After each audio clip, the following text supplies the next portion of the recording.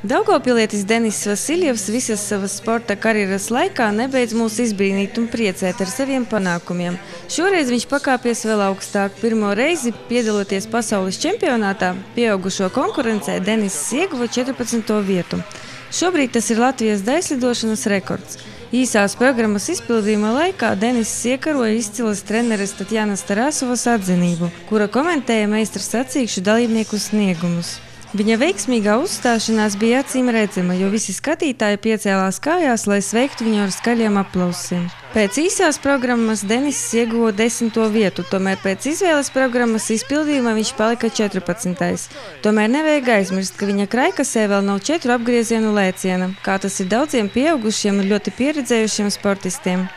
Tas tiešām ir izcils sasniegums, un Denis progresē šogad ļoti strauji. Viņš ir tiešām ierāvies un uzlicis pasaules sporta elitē, daļslidošanas elitē. Un šajā vecumā tādi sasniegumi, tas ir kaut kas nebijis Latvijas sporta vēsturē. Un tas, ko viņš šobrīd dara, kad viņam nav vēl 4-kāršo lecienu, viņš šobrīd vēl nav viņus apguvis, tas ir maksimāli iespējamais, ko viņš ir sasniedzis. Pirmdienas vakarā Denis atgriezās Daugavpilī. Tagad viņam ir jāiespēj nokavētājs mācībās, kā arī jāturpina trenēties. Pagaidām vienatnē bez sava trenera. Pašsaprotami, ka jaunajam sportistam, kurš Daugavpils vārdu nes visā pasaulē, nepieciešams pats optimālākais treniņu laiks.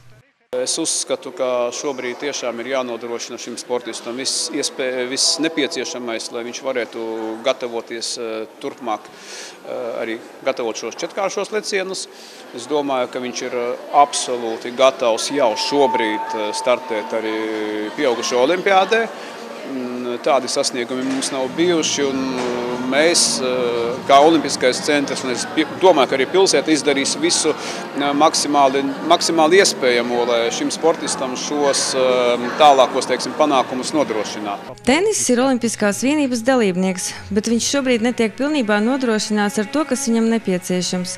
Šodien Denis saņem finansējumu no Olimpiskās vienības, kas ir nedaudz vairāk par 2000 eiro. Šo līdzekļu pietiek aptuveni 2 nedēļu treniņiem Sočos, kur sportists trenējas pie viena no izcilākajiem pasaules speciālistiem – Aleksija Urmanova.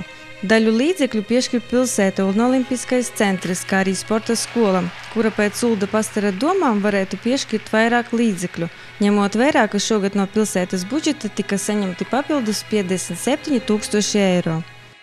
Tāpēc tiešām ir arī pārsteidzoša tā Daugavpils sporta skolas attieksme, kad sportisti šobrīd parādās Daugavpilī uz 2 nedēļām, un arī bija lielas pretenzijas un negatīvo emociju gūzma arī pret Olimpisko centru, kā Olimpiskais centrs šobrīd atļāvās, Denisam 1-2 dienā dot treniņu laiku ledushallē, un tas argumentēts, ka tas norauj sporta skolas darbu vispār,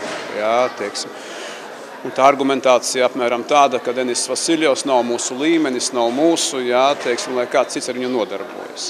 Denisam ir 16 gadi, viņš ir sporta skolas audzēknis, un tāds viņš var būt līdz 25 gadu vecumam. Pie tam viņš sasniedz ļoti augstus rezultātus, tomēr rodas iespējas, ka sporta skolai tie nav nepieciešami.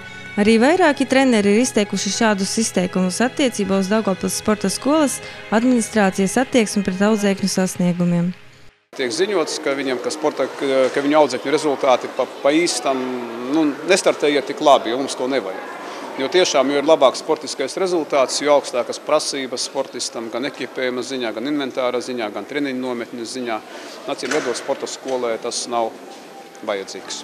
Pats galvenais, ka sportists neatmet cerību un ir gatavs strādāt diennaktīm, lai nākotnē uzlabotu rezultātus. Viņa mērķis ir Olimpisko spēļu medaļa, vēlams zelta. Savukārt mēs savu iespēju robežās sekosim līdzi tam, lai sportista finansiālais atbalsts tiktu palielināts, tai skaitā no Daugavpils sporta skolas līdzekļiem.